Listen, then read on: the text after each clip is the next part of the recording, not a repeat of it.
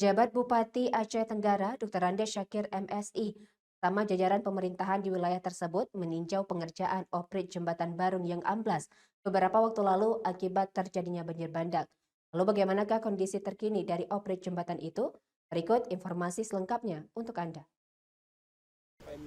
Saudaraku, penjabat Bupati Aceh Tenggara, Dr. Andes Syakir MSI, didampingi Ketua DPRK Aceh Tenggara, anggota DPRK Marwan Husni, Rudi Kalangsa BPBD Aceh Tenggara dan Nasmi Deski SKMMAP, serta Kadis PUPR Aceh Tenggara Sadli ST, Kabid Jalan dan Jembatan PUPR Aceh Tenggara M. Yusuf ST, dan penjabat lainnya meninjau pekerjaan oprit jembatan Barung, Kecamatan Babu Salam, Kabupaten Aceh Tenggara yang ambruk akibat abrasi ganasnya Sungai Alas.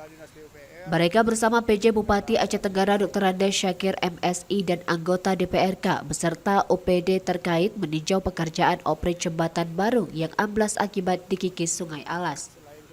Ia mengatakan pekerjaan oprit jembatan Barung ini sudah hampir selesai dan sudah aman untuk kendaraan yang melintas menuju Lawe Alas. Hal lain diutarakan Kalaksa BPBD Aceh Tenggara Nasmi Deski. Ujarnya PJ Bupati Aceh Tenggara Dr. Andes Syakir MSI telah berkomunikasi dengan pihak Balai Sungai Wilayah Sumatera Aceh agar melakukan normalisasi terhadap Sungai Alas yang sudah dangkal akibat sedimen-sedimen banjir bandang. Pihak Balai Sungai akan menurunkan tim ke Aceh Tenggara dan PJ Bupati Aceh Tenggara Dr. Andes Syakir MSI akan ke Banda Aceh dan Jakarta untuk berkoordinasi dengan pihak Balai Sungai dan musibah bencana alam yang terjadi di Aceh Tenggara. Dari Aceh Tenggara, Asnawi Lui, Tribun Gayo.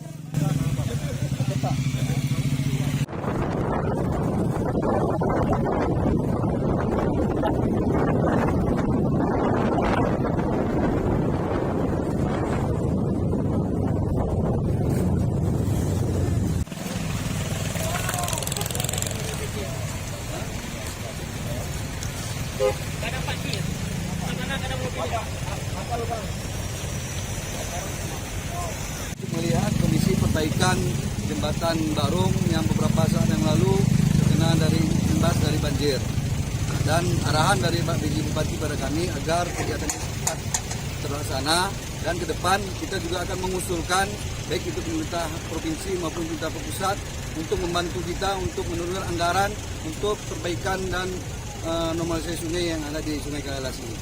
Kalau sungai